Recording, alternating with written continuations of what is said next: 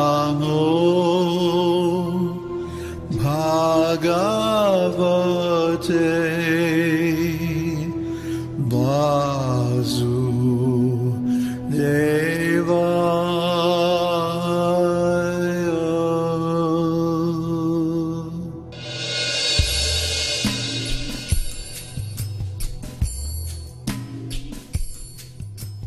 Hello, I'm David Hughes. Welcome to Your Perfect Body, the podcast of the Esoteric Teaching Community. Today's selection is an essay entitled The Real Self.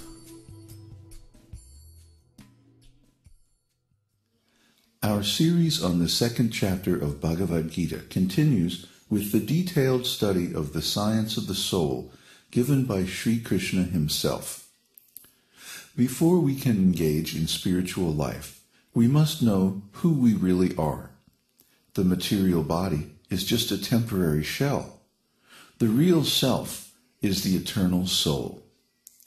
Na evaham jatu nasam, tvam neme janadhipah, caiva na bhavisyamah, sarve vayam atah param. Never was there a time when I did not exist, nor you, nor all these kings, nor in the future shall any of us cease to be. Bhagavad-gītā 2:12. Krishna began teaching Arjuna in Bhagavad-gītā 2:11 by chastising him.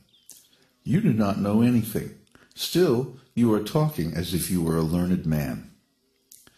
That is the symptom of a person without any spiritual knowledge. Almost everyone in this material world is without any spiritual knowledge.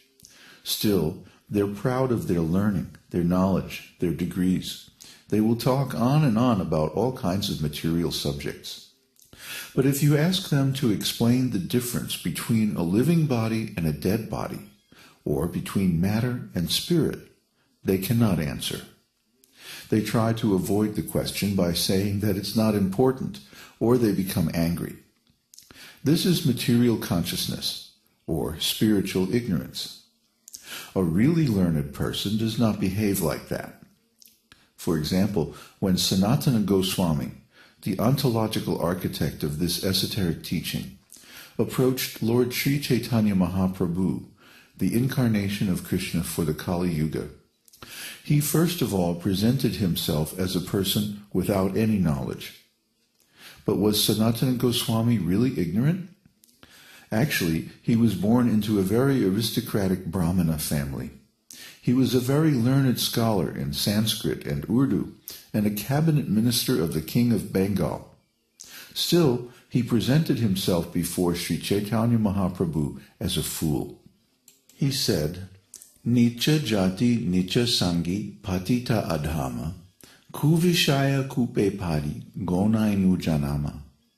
Apa nara hita hita kichui na jani, ramya vyavahare pandit tai satyamani. I was born in a low-class family, and my associates are all low-class men. I myself am fallen, and am the lowest of men. Indeed, I have passed my whole life fallen in the well of sinful materialism. The common men say that I am a very learned pandit, but I am such a rascal, I do not know what I am. Chaitanya Charitamrita, Madhya Lila 20, 99, and 100. This is the proper way to approach a spiritual master teacher. Why? This is everyone's actual position. We do not know who or what we really are. If you ask any so-called learned scientist or professor, who are you? He'll answer, I am Dr. So-and-so, I am American, or I am Mexican, I am Indian, according to the bodily conception of life. This is ignorance. No one is this material body. We are all spirit souls. That is the first lesson of spiritual knowledge. As long as we identify with this body, that I am Mr. So-and-so, I am American, I am Indian, I am this, I am that, this is all ignorance. When you actually understand that you are not this body, Therefore you are not American, nor Indian, nor Mexican, but you are spirit soul. Then your spiritual education begins. In Sanskrit, this realization is called aham brahmasmi, I am spirit soul. Anything that is spiritual is actually part of the spiritual world, the kingdom of God. Therefore, the spirit soul has no real connection with this material world. When one fully understands this fact, that the spirit soul is completely different from this material world, then he's actually learned. This state of consciousness is called Brahma Bhuta. Brahma Bhuta prasannatma na sochati na kankshati samasavesu bhuteshu madbhaktin labhate param. One who is thus transcendentally situated at once realizes the Supreme Brahman and becomes fully joyful. He never laments or desires to have anything. He is equally disposed toward every living entity. In that state, he attains pure devotional service unto me. Bhagavad-gītā 1854. The symptom of Brahma Bhuta consciousness is prasannatma. As soon as one becomes self-realized, he is completely happy. As long as one identifies with this material body, he is unhappy, full of anxiety and misery, because this body is temporary and imperfect. But spirit is always Satchit Ananda Vigraha, eternal personality and form, full of consciousness and bliss. Brahma Samhita 5.1. So the spiritual teaching of Bhagavad-gītā begins with this point, that one should know that he is not this material body. That knowledge is lacking throughout the whole world. Everyone is identifying with this body like an animal. Therefore, Krishna chastised Arjuna in Bhagavad-gītā 2.11 that you have this animalistic concept of life and still you are speaking like a very learned scholar? No truly learned man laments on account of this body. It is said in the Bhagavad-gītā, Dehinosmin yata dehe komarang yovanang jara tata dehantara praptir dhiras tatra namuhyati. As the embodied soul continually passes in this body from boyhood to youth to old age, the soul similarly passes into another body at death.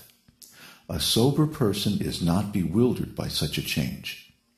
Bhagavad-gītā 2.13. Dhiras tatra namuhyati. Dhira means one who has become sober by spiritual education and training. He is not disturbed and remains calm even when there is cause for jubilation or lamentation. Just like when a man dies, his relatives lament and cry, "My father is dead, my father is gone, my father is no more." But if one is a little sober, he can understand. He can contemplate that I am lamenting that my father is gone, but he's not gone. His body is lying on the bed or in the funeral casket. Then why am I saying he is gone? What is the contradiction? What is the meaning of this? This is an opportunity to understand the soul. If the relative is lamenting, crying, "My father is gone," that means he never knew his father. He knew the body only. But at the time of his father's death, he can understand that his father is not this body, that his father is really the soul. And when the soul departs from the body dies. Likewise, if we think of ourselves only as this body, then we do not really know ourselves. We are in ignorance because we mistake the material body for the self. This is the one cause of all of our suffering. As my friend Balaram so eloquently expressed in a conversation we had last night, they are afraid to lose what they do not have. We are all afraid of death, but death refers only to the material body. Since the material body is not really the self, then it is not ours, but the property of the Lord, the creator of the material world and everything in it. Since the material body is not ours, why are we afraid to lose it? We never possessed it in the first place. It is like a rented car or house. It was never ours in the first place. So why should we be upset to lose it? Why should we be afraid to lose what we do not have? Our spiritual knowledge begins when we come to the understanding that every one of us is a spirit soul. We may be in different kinds of bodies, but we are not this body. Now, Krishna is describing the nature of the soul. Krishna describes all three types of persons as spiritual and eternal. In every language there are three persons, I, you, and he. First